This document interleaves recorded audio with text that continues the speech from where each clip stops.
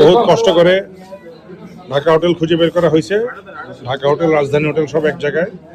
তো আলহামদুলিল্লাহ বহুত কষ্টে ম্যাপ দেখে দেখে এই রোজান ভাইয়ের পিছিয়ে পিছিয়ে আসছি রাজধানী হোটেলে। তো আগের বাংলা বাজার সব ভেঙে ফেলছে।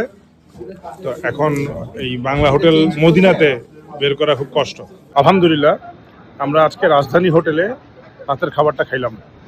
তো এখানে রাজধানী হোটেল, ঢাকা হোটেল, এই দুইটা বাংলাদেশি হোটেল পাশাপাশি। কুবা মাশরাফিয়া এই এলাকাটার নাম। এটা হচ্ছে কুবা ওয়াকওয়ে ধরে যদি সোজা হেঁটে আসেন, এখানে একটা ঝর্ণা আছে ওই মোড়টাতে, ওই ঝর্ণার পূর্ব দিকে। পরশুদিন রাতে আমরা খাইছিলাম সোনারগাঁ হোটেলে।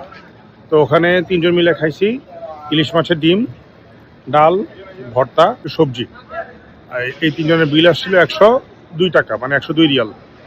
আর এখানে আলহামদুলিল্লাহ আমরা খাইলাম আজকে দুইটা রুটি, বড় বড় বিশাল রুটি, পরোটা, কালাভুনা, ডাল, ভাত, দুই ধরনের সবজি, ভর্তা, পানি, জিলাপি, চা, সব কিছু মিলে বিল আসছে মাত্র 39 রিয়াল। আমরা রিকমেন্ড করব এখানেই আসেন, এবং খাওয়ার মান, পরিমাণ, টেস্ট আলহামদুলিল্লাহ গুলশানেরটাও ভালো, গুলশান হোটেলটা, বাট এটা অনেক বেটার। আমার পিছনে এখন হচ্ছে এটা উমর মসজিদ, যেটা উমর রাদিয়াল্লাহু তাআলা আনহু নামেই এই মসজিদটা করা। এখানে হযরত উমর রাদিয়াল্লাহু তাআলা আনহু উনি খোলা স্থানে ঈদের নামাজ পড়িয়েছিলেন। নবীজি যেভাবে খোলা স্থানে ঈদের নামাজ পড়াতেন সেই সুন্নাহ অনুসরণ করে। তো ওনার নামেই পরবর্তীতে এখানে একটি মসজিদ স্থাপন করা হয় এবং মসজিদের নাম দেওয়া হয় উমর মসজিদ।